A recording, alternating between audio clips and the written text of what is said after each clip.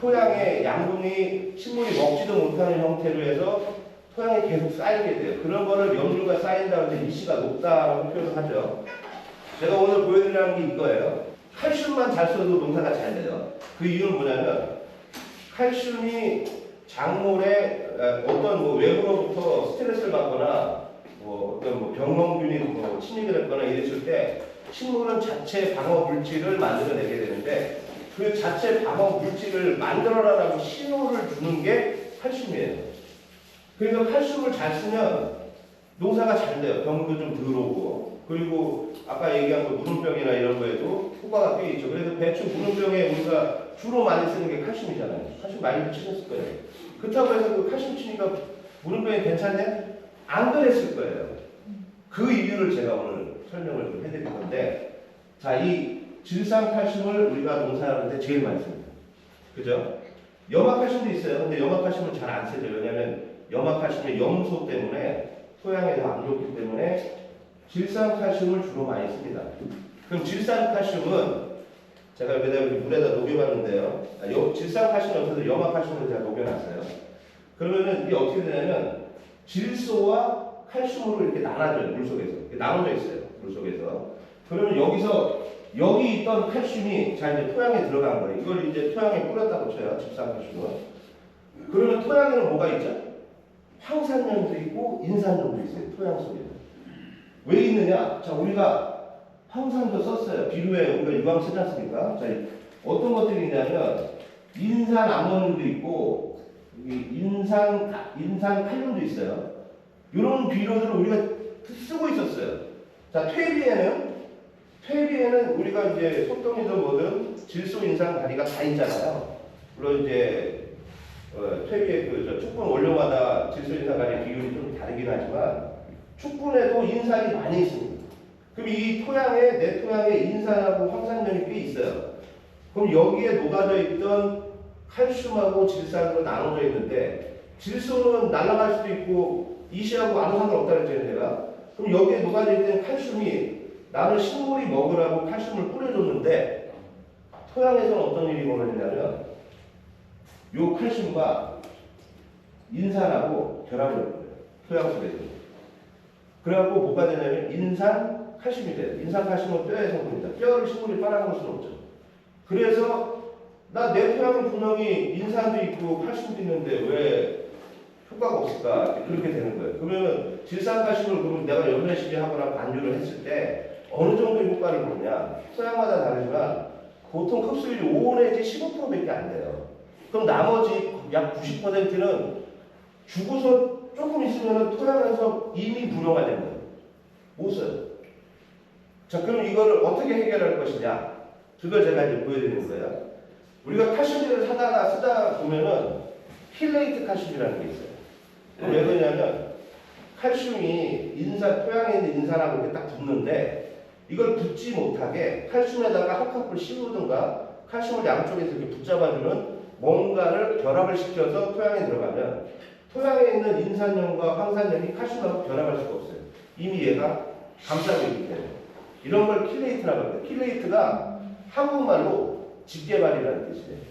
그래서 칼슘 이온을 양쪽에 예를 들어 꽃게가 집게발로 딱 붙잡고 있는 거예요. 그럼 얘가 토양에 들어가서 불용화가 안 되는 거예요. 인산염하고 결합이 안 돼요. 자, 그거를 제가 눈으로 보여드릴게요. 이론적인 거 말고 제가 지금 여기다가 인산 칼륨을 10%로 지금 녹여놨어요. 인산염하고 황산염이 있다 했잖아요, 토양에. 이거는 좀 황산 칼륨을 10% 녹여놨습니다. 자, 하나씩 한번 해볼게요. 이게 지금 인산 칼륨인데 여기다가 이제 칼슘을 넣는 거예요. 이게 토양이라고 생각하시고 내가 질산칼슘을 넣는다고 생각해 보시면 돼요. 자, 둘 다 지금 다 녹아서 침전물이 없는 상태예요. 이게 이렇게 들어가면 좀 있으면 여기 밑에 하얗게 결정이 생겨요. 이렇게 보면 아무것도 없었는데 지금 보면 결정이 생기고 있어요. 위에 보일 거예요. 밑에 가라앉아 있죠.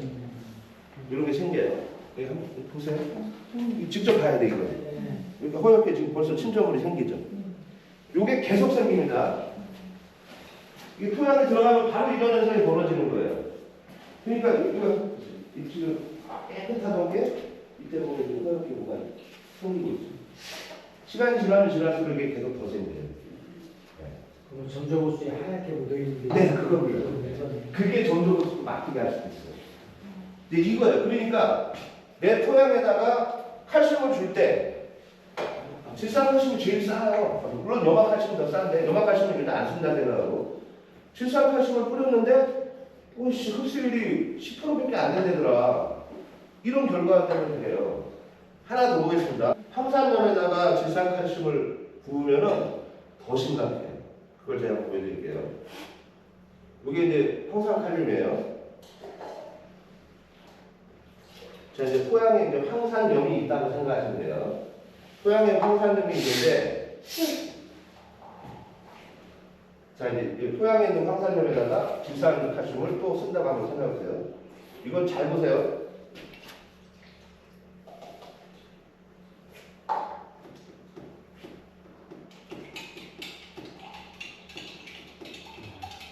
색깔이 바뀌는 게 보이시나요? 네. 그죠? 하얗게 바뀌는 게 보이죠? 바로 보이죠? 심각합니다. 이렇게 심각해요. 그러니 내가 질산칼슘을 뿌렸을 때 이런 결과가 나타나. 이거 침종은 장난 아니에요. 그래서 내가 질산칼슘을 토양에 썼다 해도 실제로 토양에서 내 작물이 빨아먹는 거는 10%도 안 된다. 이게 팩트예요. 그러면 이제 이걸 어떻게 해야 되느냐? 어떻게 하는지 보여드릴게요. 질산칼슘에다가 제가 식물성 아미노산을 6% 타놨어요, 여기다가. 요게 아미노산이에요. 식물성 아미노산. 분말이에요, 이거. 이제 아미노산도 어떤 거, 뭐, 동물성 아미노산 갖고 계신 거 이런 거 써도 되느냐? 안 돼요, 그런 거는. 왜 이 식물성 아미노산 이런 분말을 써야 되냐면, 칼슘을 킬레이트화 시킬 때 아미노산으로 킬레이트화 시키는 게 꽤 좋은데, 아미노산이 종류가 한 18가지가 있어요, 보통. 그 중에 글루탐산이라고 하는 아미노산이 있어요. 그게 칼슘을 킬레이트화 시켜주는 역할을 잘해줘요. 그럼 내가 글루탐산만 사다가 칼슘 넣을 때 조금 타갖고 하면 되겠다 생각하겠지만, 글루탐산 한 포대에 95만 원. 너무 비싸요. 농가에 쓰기가 좀 안 좋아요. 근데 한 포대에 88,000원짜리 식물성 아미노산이 있어요. 그게 말하자면 이거예요. 자, 이거를 아까 그 질산칼슘에다가 6%를 이제 섞어놨습니다. 그럼 이제 똑같은 걸 한번 해볼게요. 자, 이게 인산칼륨. 이제 토양에 인산염이 있어요. 여기에다가 이거 킬레이트화 시킬 때는 어떻게 하면 되냐면요. 강하게 해야죠. 원래 이거를 장비가 있었으면 더 좋았는데, 예를 들어서 말통 좀 10리터든 뭐 20리터든 그 말통에다가 물을 채워놓고 그 중에 한 10%, 20% 정도의 질산칼슘을 넣어요. 칼슘을. 그다음에 막 저으면 녹을 거 아니에요. 녹은 상태에서 그대로 사용하면은 이제 땅에서 한 10%밖에 못 쓴다고 했잖아요. 그때 식물성 아미노산을 6% 정도 넣고 이 드릴 같은 거 있잖아요. 교관기 그거 달아갖고 윙 돌리면 돼요. 그러면은 칼슘을 아미노산이 딱 붙잡아주는 형태로 그 안에서 만들어집니다. 제가 그래서 이걸 만든 거예요.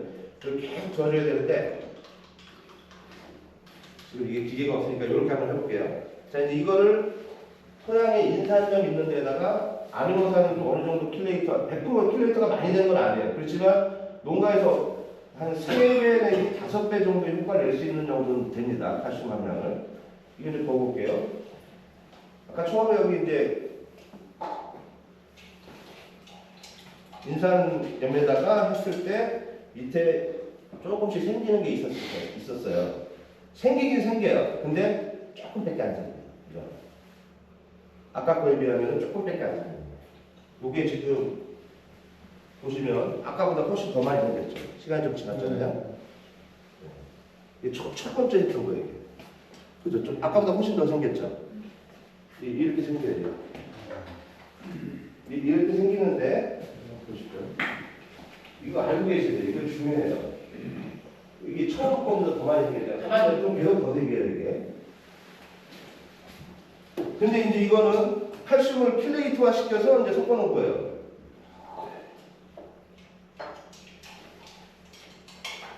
우리 이제 교육 끝날 때쯤 돼서 이걸 두 개를 비교해보면 얘는 조금 생겨있고 얘는 많이 생겨있어요. 큰 차이입니다. 그러면은 실제로 그 실험 결과 칼슘이 이렇게 해서 토양에 썼을 때에는 칼슘의 흡수율이 보통 4~5배가 높아진다는 게 결론입니다. 그래서 글루탐산이라고 하는 아미노산 한 포대 사갖고 갖고 있을 기가 막힌데 너무 비싸니까 식물성 아미노산 보통 농사에 다니면서 10kg짜리 한 포대에 88,000원 팔더라고요. 그런 거 사다가 이렇게 만들어서 쓰시면 칼슘 흡수가 엄청 잘 되겠죠. 그러면 여기 지금 아미노산도 같이 썼으니까 칼슘 플러스 아미노산을 같이 쓰게 되는 거죠. 조금 더 나아가서 거기다가 요 칼슘 넣을 때 질산 마그네슘, 그러니까 질산 칼슘뿐만 아니라 질산 마그네슘도 좀 넣으면은 여기 있잖아요. 칼슘하고 마그네슘하고 바로 둘 다 플러스 2라고 했잖아요. 그럼 얘네 둘 다 토양에 들어가서 불용화되는 거예요. 마그네슘도 토양에 들어가면 불용화돼요. 그럼 요거를 아미노산이 붙잡아줘 갖고 토양에 들어가게 되면 토양에 있는 인산염과 황산염하고 반응을 덜 해갖고 식물이 빨아먹을 수 있는 확률이 훨씬 높아집니다. 이게 중요한 건데. 자, 그럼 이제 황산 한번 해볼게요. 황산 아까 벌써 이렇게 우윳빛이 됐잖아요. 많이 가라앉았어요. 킬레이트가 확실하게 되는 건 아니기 때문에 저는 오늘 눈으로 보여드리기 위해서 이게 황산칼륨이 아까 똑같은 거예요. 자, 이제 토양에 황산염이 있다 생각하고 그냥 질산칼슘이 아니라 아미노산을 같이 섞어서 교반해갖고 웨이링하고 킬레이트화 시킨 거예요. 농가에서 충분히 할 수 있어요. 어렵지 않아요.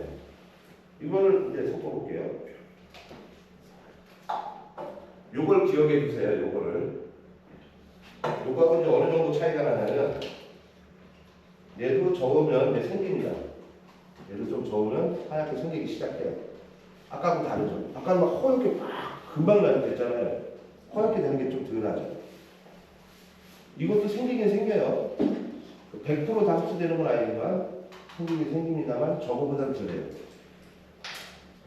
요 두 가지를 오늘 교육 끝날 때쯤에 비교해 보시면 야, 내가 오늘 가서 이거 하나만 배웠어도 농사이 큰 돈 된다 이렇게 생각하시면 돼요. 이거 아마 알려주는 데가 별로 없을 거예요. 킬레이트 칼슘을 왜 자꾸 그 비료회사들이 이건 킬레이트 칼슘 영양제 비싸게 파는 이유가 이런 건데 알고 보면 사실 별거 아니에요. 내가 농가에서 질산 칼슘 사다가 아미노산 사갖고 드릴로다 위인 섞어갖고 쓰시면 돼요. 그러면 킬레이트 칼슘 되는 거예요. 그러면 이제 우리가 농약관 가고 킬레이트 칼슘 뭐 예를 들어서 500ml 1리터짜리 하나에 보통 아무리 안 돼도 10,000원은 다 넘어요. 근데 이렇게 만들면요 1,000원도 안 들어요. 많이 들어야 한 1,000원, 2,000원 들 거예요. 그럼 농가에서 농비도 줄이면서 엄청 쓸 수 있습니다. 아까 저기 저 사장님 이제 포도 하시니까 사장님 포도 하시잖아요. 네.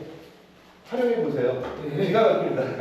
칼슘을 많이 필요로 하는 농작물들. 자 이제 배추 무름병에 이제 그 칼슘을 우리가 자주 쳐주면 조직이 좀 더 단단해지고 무름병이 들어온다. 그 정도는 다 알고 계시잖아요. 그러면 어떤 칼슘을 쓸 것이냐?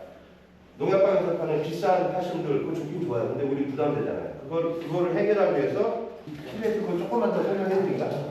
킬레이트도 종류가 여러 가지 있어요. 근데 농가에서 제일 손쉽게 할 수 있는 걸 제가 말씀드리는 거고, 왜냐면 우리가 아미노산도 식물 활성제로 많이 쓰잖아요. 아미노산이 이제 수세가 약해지거나 또 농약 칠 때, 특히 농약 칠 때 있잖아요. 농약 칠 때 아까 만든 이거 같이 치잖아요. 그러면 농약 치면서 칼슘도 공급이 되고, 그 다음에 농약 때문에 받는 스트레스에 수세 회복에 껴안으면서 그러니까 수세 회복도 빨라져요. 그래서 이걸 만들어갖고 농약 칠 때마다 연면식으로 같이 치시는 분들 많아요. 제가 이거를 요거를 이렇게 만들었어라고 이제 유튜브에다 올려놨는데 이거 보고 지금 따라하시는 분들 엄청 많아요. 연락도 많이 와요. 이거 내가 해보니까 거품이 너무 많이. 왜냐면 실제로 이제 물에다가 질산칼슘 넣고 아미노산 식물성 넣고 드릴로 윙 돌리면 거품이 엄청 올라요. 당면식이 아미노산. 아미노산 때문에 나는 거.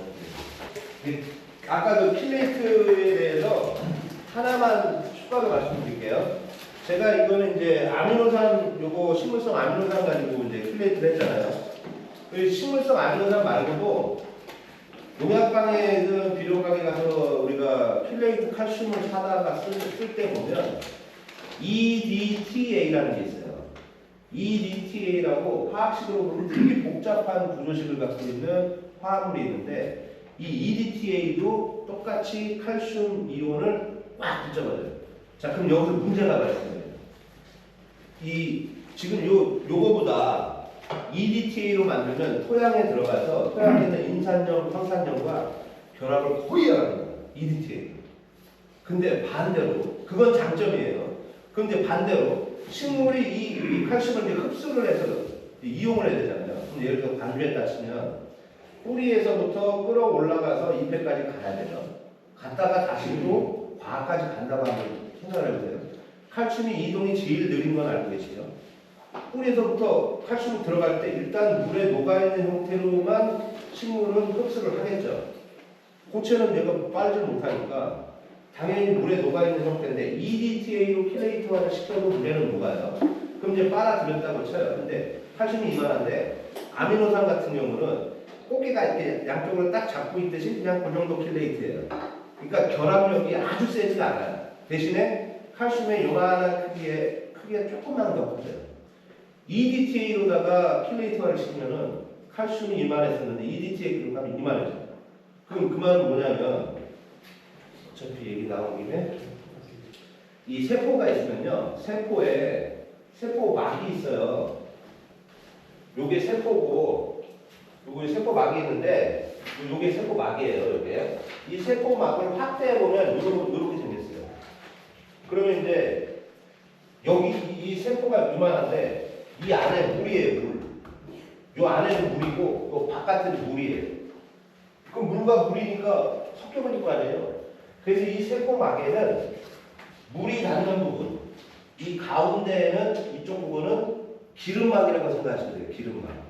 그래서 물이 바깥의 물과 안쪽 물을 구분시켜 줍니다. 이 세포막이라는 게. 그런데 자, 우리가 칼슘을 썼어요. 칼슘이 이 세포막을 통해서 들어왔다 나갔다 해요. 들어와서 이 안쪽에 칼슘이 많아졌다. 그러면 그건 뭘 의미하냐면 식물 입장에서 야, 병원균이 잎에 묻어갖고 여기 지금 병원균이 자라려고 한다. 그러니 빨리 이거 자기 그 보호물질을 만들어라 하는 신호예요. 칼슘이 이 안으로 많이 들어오면은 방어물질을 많이 만듭니다. 어떤 의미냐면 이파리가 이렇게 있는데 여기 예를 들어 뭐 병원균이 하나 떨어졌어요. 그러면은 우리가 잎을 자세히 보다 보면요, 여기가 분명히 상처가 났는데 여기에서 딱 멈추고 번지지 않아요. 그죠? 그런 거 보셨죠?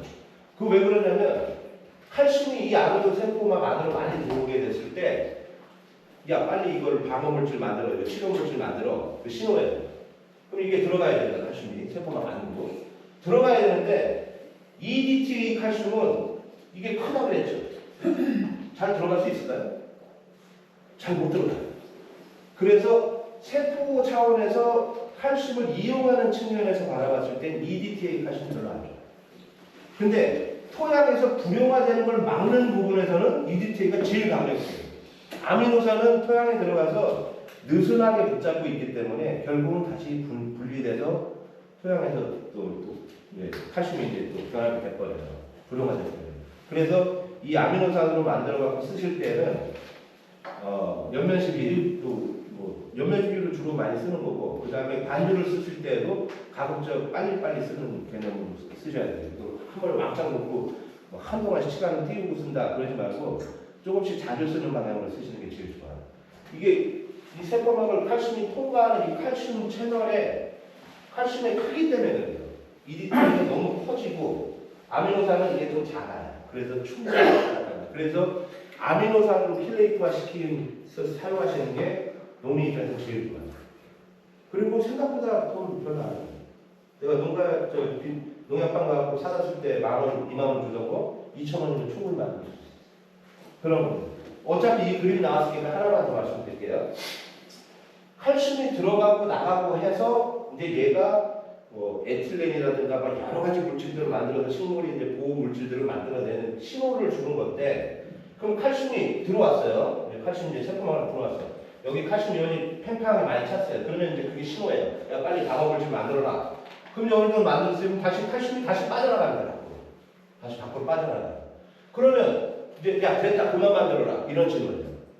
이 안에 칼슘의 농도가 얼마나 있느냐 없느냐에 따라 달라지는 건데 자 보세요. 그러면 칼슘이 들어가고 나가고를 누가 조절해줘요? 누가?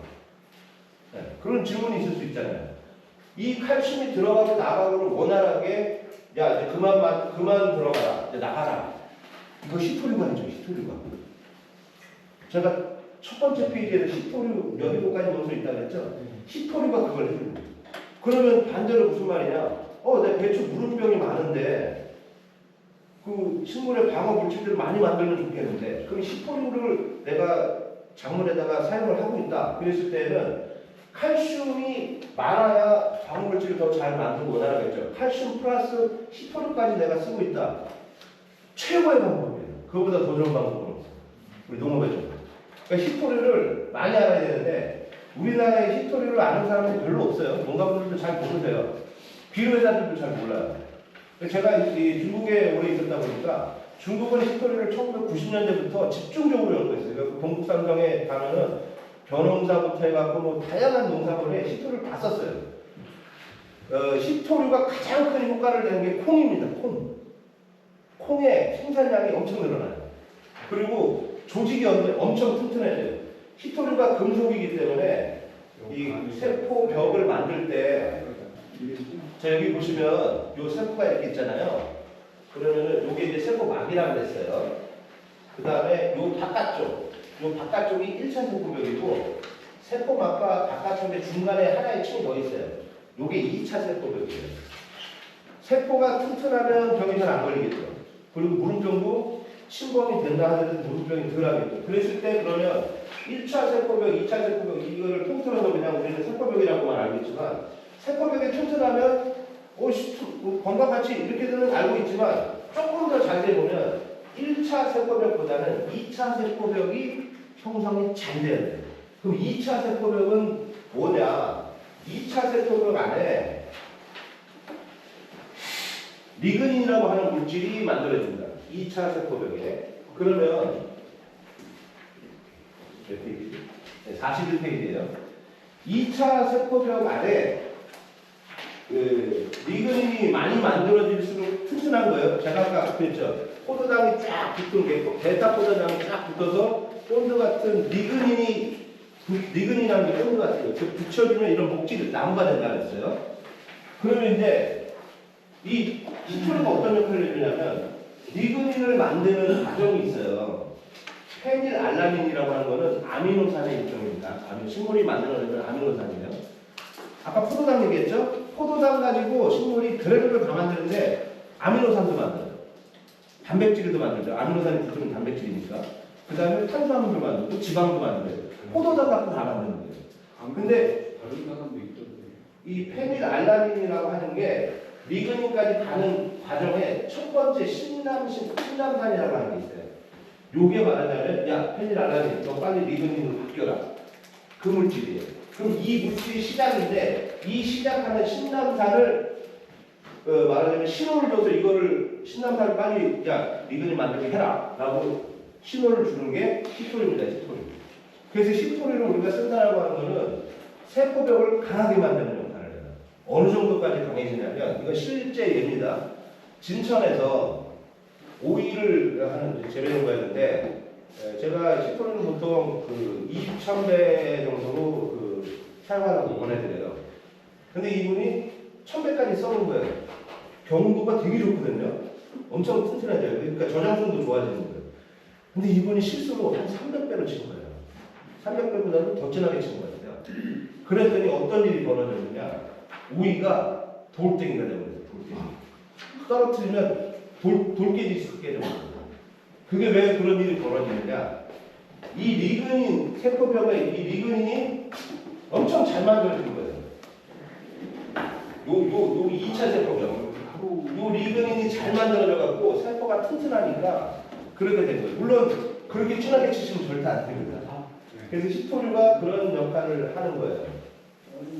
그러니까 이제 칼슘과 히토류를 얼마나 우리가 잘 쓰느냐에 따라서 보온기에 스트레스 완화도 되고 무름병이라든가 아니면은 각종 어떤 어려움을 극복하는데 아주 중요한 거죠. 그래서 히토류라는 거를 기억에 두셨다가 쓰면 되는데 그럼 히토류는 아무 히토류나 쓰면 되느냐? 절대 그렇지 않습니다. 그 첫 번째 페이지에 질산, 칼슘 제가 이렇게 말씀드렸잖아요. 히토도요. 질산, 히토. 질산, 히토. 그럼 질산, 칼슘과 똑같아요. 질산, 히토라고 하는 물질은 분말인데 물에다가 녹이면 질산과 히토류 원소로 딱 나눠집니다. 질산, 칼슘처럼 똑같이.